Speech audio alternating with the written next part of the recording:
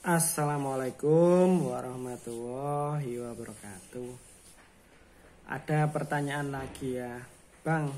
Kenapa kalau kompresor tetangga nyala, listrik saya tiba-tiba redup, kadang sampai mati terus nyala lagi. Kipas angin geraknya cepat, jadi grek-grek-grek, setelah itu nyala lagi.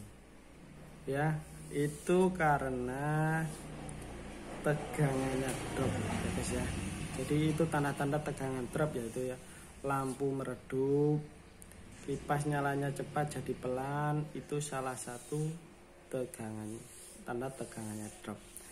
Penyebab tegangan drop banyak sekali ya. Jarak antara rumah kita dengan tiang listrik jauh, trafo yang kurang tinggi, atau juga ada sambungan yang kendor, gosong, itu bisa juga. Dan karena tadi penyebabnya saat kompresor nyala, itu berarti penyebabnya yaitu karena ada beban yang besar. Ada beban yang besar ya. Jadi ketika beban naik, itu tegangan turun. Itu rumusnya ya. Ketika beban itu naik, tegangan otomatis akan turun ya. Kalau saya dulu ya yang jaga gardu, beban naik tegangan turun, kita naikkan tabnya ya, kita naikkan tab satu step, trafonya tegangan naik lagi. Atau sebelum start peralatannya bebannya besar, tegangan kita naikkan dulu. Lah kenapa yang tadi ya saat kompresor kerja terus tegangannya kok bisa drop? Itu berarti tegangan standby-nya itu udah rendah ya guys ya. Mungkin sudah 200 volt atau 190 atau 205 ya, tegangan standby-nya besar. Jadi ketika ada kompresor running, dia turun ke 190, 180 ataupun bisa ke 110, atau bisa juga ya guys ya, tegangannya itu udah bagus sebenarnya, 220, 230 volt ya, tegangannya sudah bagus, tapi karena ada sambungan koneksi di tiang yang kendor, anggang-anggang, ngefong ya. Jadi saat di start kompresornya, tegangan satu line group tersebut akan turun atau ngedrop ya, karena kesedot oleh beban kompresornya. Tapi kadang-kadang itu juga bisa terjadi saat start awal saja ya. Start awal kompresor kan itu besar ya guys. Arusnya dayanya bisa 1,5 kali, 2 kali, 5 kali ya, bahkan 5 kali, kita setting 5 kali kadang bisa trip kalau kompresornya, atau sampai 6 kali. Jadi itu yang mengakibatkan tegangan di rumah kita itu drop sesaat, habis itu normal lagi, ataupun kadang-kadang ya drop terus karena memang beban kompresornya itu tinggi ya. Nah, arus atau daya kompresor itu biasanya sampai 80%, 90% ya. Jarang kompresor yang bebannya, arusnya itu atau dayanya itu 50% dari tabel motornya ya. Biasanya ya 80%, 90% ya, bahkan 100 sampai 110% ya. Terus ya guys ya, kalau kita sudah tahu masalahnya, solusinya gimana solusinya? Solusinya ada beberapa cara ya. Yang pertama, pasang kapasitor. Kapasitor fungsinya untuk menaikkan tegangan, tapi itu kurang strong guys ya. Terus solusi kedua pasang stafol ya. Tapi kalaupun kita pasang stafol, itu hanya berfungsi jika meteran kita meteran lama, meteran pasca bayar ya. Kalau meteran pasca bayar itu kan meterannya nggak ikut kedip ya, nggak ikut drop, karena stafolnya ditaruh setelah KWH ya. Beda kalau sebelum KWH. Kalau meteran token itu kalau tegangannya drop, relay proteksinya itu akan mematikan listrik ya guys ya. Relay undervoltnya dia akan kerja mematikan listrik karena tegangan drop untuk menyelamatkan peralatan listrik yang ada di rumah ya. Jadi kalau kita pasang stafol ya percuma, stafolnya itu setelah KWH. Nanti KWH-nya itu akan mati. KW-nya hidup ya, tapi undervolt dia akan memutuskan relay. Jadi kurang berguna ya. Kalau dropnya tajam itu meterannya mati, ada relay undervolt ya. Jadi pasang star volt itu kurang akurat jika meterannya token.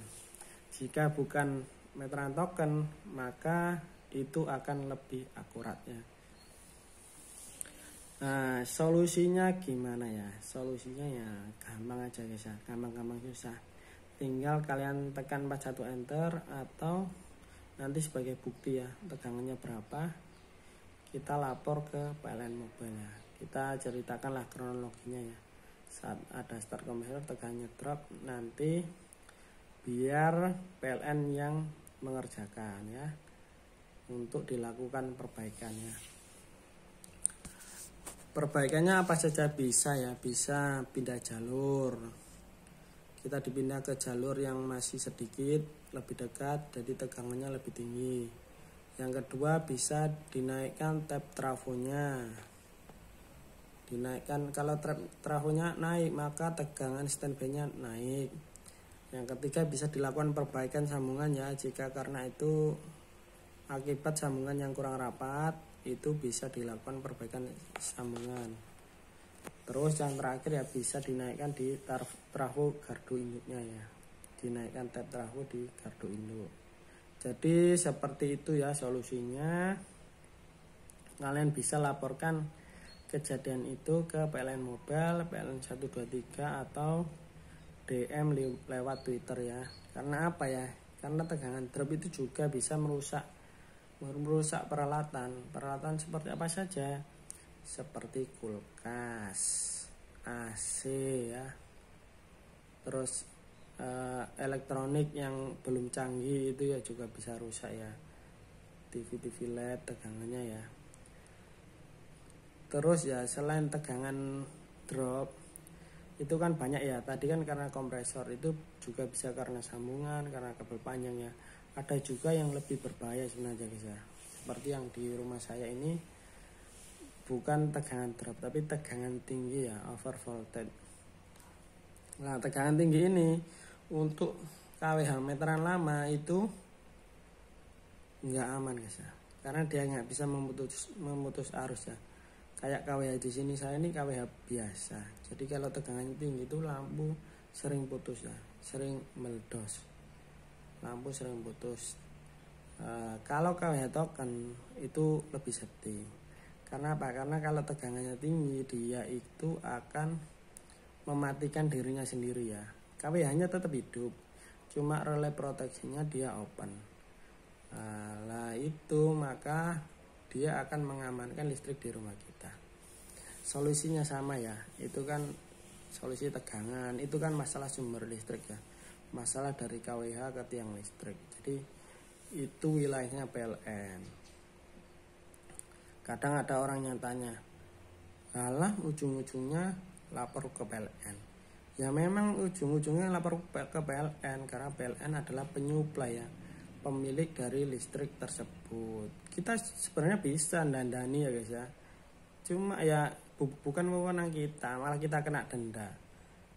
Kalau saya disuruh naikkan tegangan ya saya langsung aja ke gardu induk, saya naikkan, saya tombol, saya naikkan tabnya ke tab 11, 12, 13 biar naik tegangannya. Atau saya naik ke trafo, saya amankan dulu, naik ke trafo, kita pindah tab di trafo, atau kita perbaikan sambungan kita perbaikan, atau kita ambil jalur yang terdekat.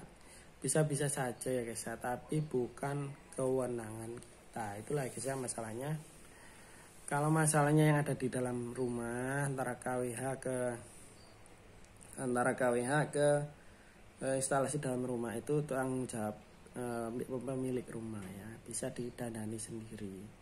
Tapi kalau udah wilayahnya PLN, kita dandani malah kita kena denda. Seperti itu ya guys ya. Bukannya saya nggak mau ngasih solusi atau nggak bisa karena itu bukan kewenangan, nanti malah kita yang kena masalah. Oke, itu aja ya guys ya. Jika ada masalah listrik bisa tanyakan, konsultasi ya gratis lah. Yang penting support dan dukungannya ya guys ya buat channel ini. Itu aja. Selamat hari Lebaran, Idul Adha bagi yang merayakan. Wassalamualaikum warahmatullahi wabarakatuh.